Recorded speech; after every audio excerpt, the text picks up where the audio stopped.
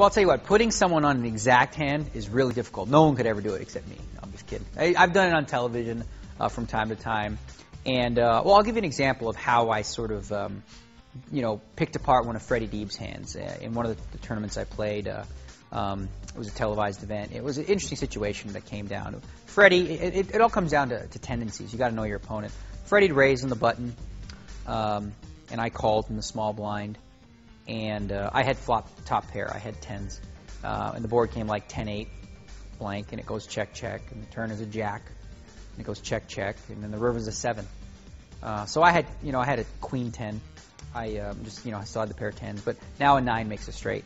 So I checked to Freddie, and Freddie bets. And here's the thing. I mean, I know Freddie probably has it because he's not going to be, he's not going to, if he was bluffing, he probably would have bluffed on the flop or the turn. He's probably not going to make what I call the rookie bluff and wait till the river. So in this spot, I'm thinking to myself, well, he probably has a 9. What kind of 9 would he have? Okay. Now, he raised on the button. So he probably, has a decent 9, not like a 9-3 or 9 deuce. If he had a pair, if he had like 9-8, 9-10, 9-jack, any one of those hands, he's probably going to bet on the flop or the turn. So, the fact that he didn't bet on any of those straights, I said to myself, he raised flop. His most likely hand is ace-9. So I looked at him and said, what do you got, ace-9 over there? And he did. I made the call like a donkey, but that's besides the point, okay?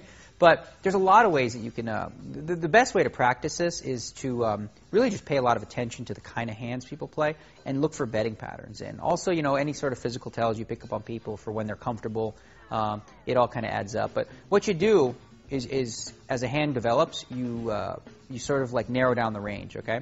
So let's say, a guy limps in from early position, okay? You got to know something about this guy to be able to read his hand. Let's say for a fact, he's even said earlier, he's like, I don't limp in with aces and kings. That's stupid. I would never do that. So, okay, well, now you know. It's probably not one of those hands.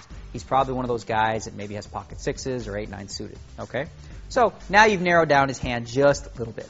Now, the flop comes out, and based on his betting, you might be able to narrow it down even further. Let's say, for example, it comes 10-6 deuce, and now he decides to check raise you and make a big play at the pot. Well, right here we know he doesn't have aces or kings because he said, I don't play hands like that. Probably not 10, so what would you guess? I'm going to guess pocket 6s. Probably 50-50. He either has a set of 6s, a set of deuces. You can pretty much rule out the 7-8 suited or 8-9 suited because he's really going to check raise you with that kind of hand. So it really just comes down to being smart about hand reading, And once you can narrow down their hands, you're never going to know 100% for sure, but if you continue to do it every hand, and not just the hands that you're actually playing, but the hands that you're out of, try to figure this out. I mean, I watched some of the best players when they're out of hands, and they're always thinking, well, what'd you have? Kenny Tran comes to mind in cash games. He's not even in hands. He's like, what'd you have? King 5? You have 9-6? I'm like, dude, how does this guy do this?